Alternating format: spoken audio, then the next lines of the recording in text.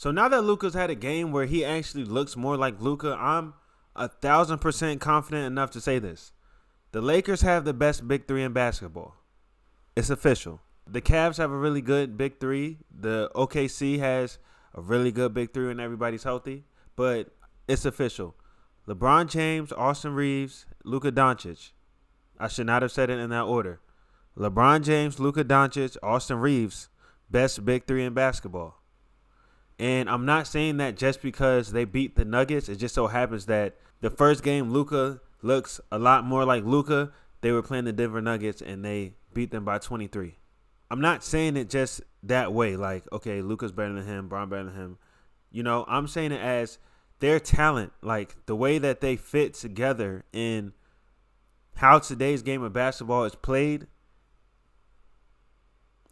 Very, very, very hard to stop. It's just their skill set.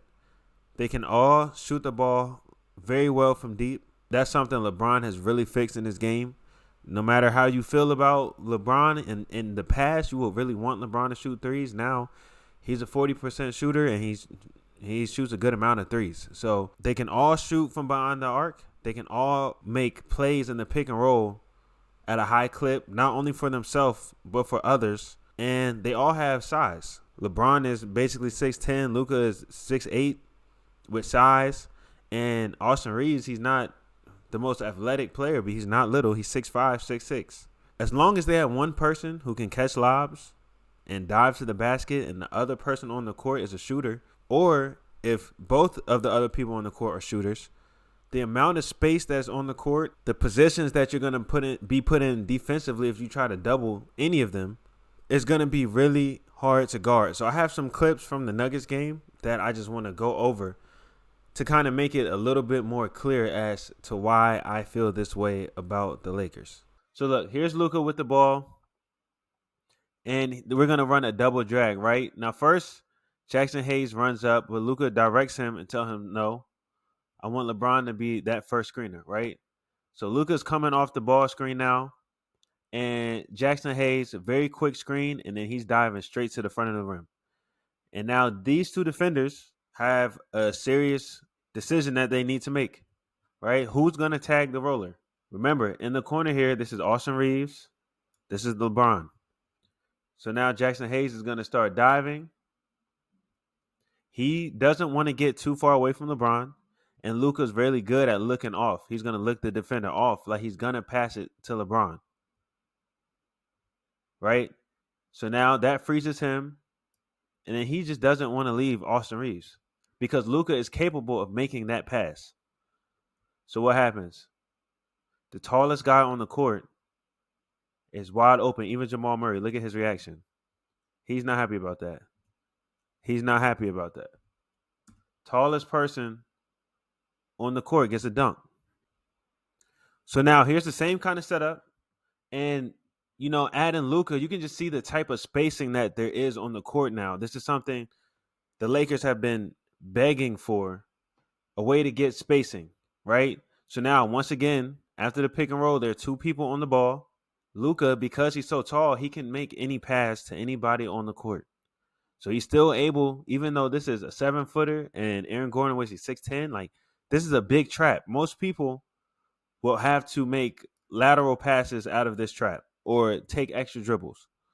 Luka's able to just rise up and fire a straight pass. And because this is Austin Reaves in the corner, this defender is more than likely going to be a smaller player, right? So he's able to just fire a straight pass to the post. He has the defense on his back.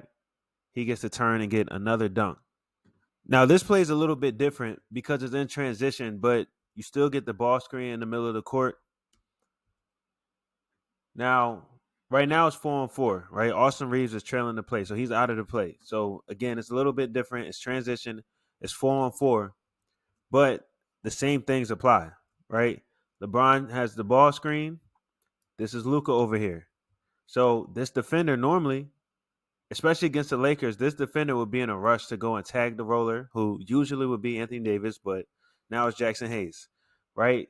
They would usually be in a rush to go tag that and let this person shoot a contested or a shot against a closeout. But now that's Luka Doncic So you're not really thinking to go help until you realize that it's way too late, right? So Bron throws a lob up. It's a little bit too far for Jackson Hayes, but Rui Hachimura catches the defense slipping, cuts back door, easy layup. Once again, look at all the spacing that there is on the court. The middle of the court is wide open. This is a dream for the Lakers. So right now, Austin Reaves has the ball. Remember, he can create off the dribble too, right? He's not just someone who needs people to set up plays for him, right? So as he's driving, take note of what's on the court. Shooter, shooter, shooter, shooter, all around the court. So nobody wants to help, especially Russ, especially Jamal Murray. Nobody wants to help. So as Austin Reaves is driving, you can see Aaron Gordon. He even wants to show like he's going to help, but he can't leave because if he fully commits, that's a pretty much guaranteed 3-ball, right? Now, the thing about not helping, when you decide that you're not going to help and you know you're not going to help, you pretty much just stop and start watching.